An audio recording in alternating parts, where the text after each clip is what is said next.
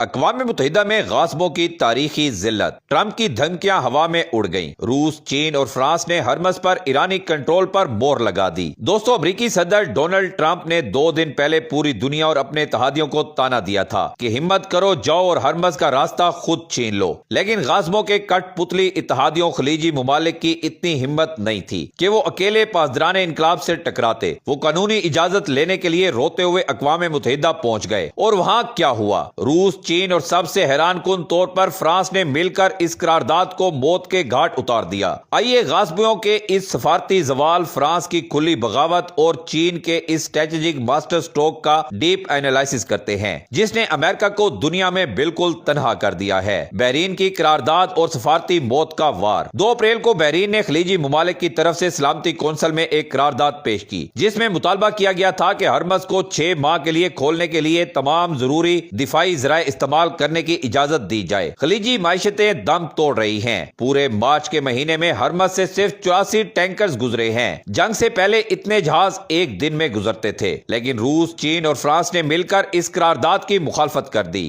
روس اور چین نے اسے یک طرفہ قرار دیا اور فرانسیسی صدر میکرون نے فوجی آپریشن کو غیر حقیقت پسندانہ کہہ دیا۔ قرارداد ڈرافٹنگ روم میں ہی دم توڑ گئی۔ اس کا مطلب کیا ہے؟ اس کا مطلب یہ ہے کہ اب امریکہ، برطانیہ یا خلیجی ممالک کی نیوی ہرمز میں جو بھی ملٹری آپریشن کرے گی وہ اقوام متحدہ کے مینڈیٹ کے بغیر، یعنی کہ غیر قانونی ہوگا۔ ان کے پاس اب کوئی انٹرنیشنل لیگل کور نہیں بچا۔ فرانس کی کھلی بغاوت اور نیٹو کا جنازہ۔ یہاں سب سے بڑی دراڑ فرانس کی شکل میں سامنے آئی ہے۔ فرانس نے پہلے امریکی ملٹری فلائٹس کے لیے اپنی فضائی حدود بند کی تھی، اور اب اس نے امریکی قرارداد کو بلاک کر دیا ہے۔ سب سے حیران کن بات یہ ہے کہ مارسیل میں واقع فرانسیسی شپنگ کمپنی CMA-CGM، جو دنیا کی تیسری بڑی کمپنی ہے، ان کے اپنے 14 بڑے تجارتی جہاز اس وقت ہرمز کی بندش کی وجہ سے سمندر میں پھنسے ہوئے ہیں۔ لیکن فرانس نے اپنے قومی تجارتی مفاد کے بجائے چین اور روس کے ساتھ سفارتی الائنمنٹ کو ترجیح دی ہے۔ یہ غیر جانبداری نہیں ہے، یہ اس بات کا اعلان ہے کہ فرانس کی نظر میں اب امریکہ کے بجائے چین کے ساتھ تعلقات زیادہ اہمیت رکھتے ہیں۔ چین کا اسٹریٹجک ماسٹر سٹروک اور یوان کی طاقت۔ چین کا اس قرارداد کو بلاک کرنا اس پوری گیم کا سب سے گہرا راز ہے۔ چین کو ہرمز کھلوانے کی کوئی ضرورت نہیں ہے، کیونکہ چین کے جہاز پہلے ہی وہاں سے گزر رہے ہیں۔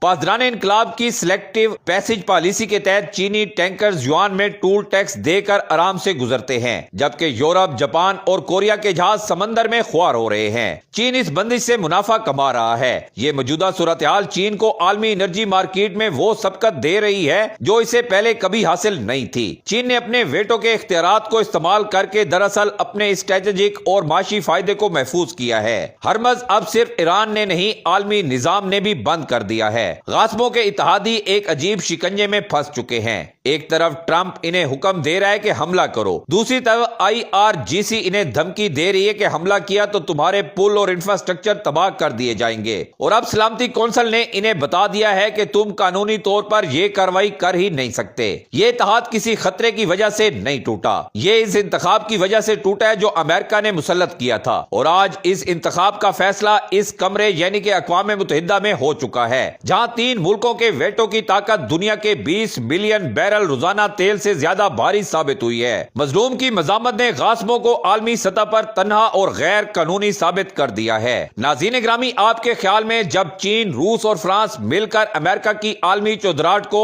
اس طرح سلامتی کونسل میں دفن کر رہے ہیں، تو کیا ہم باضابطہ طور پر امریکی صدی کے خاتمے اور ایک نئے ملٹی پولر ورلڈ آرڈر کے آغاز کا اعلان کر سکتے ہیں؟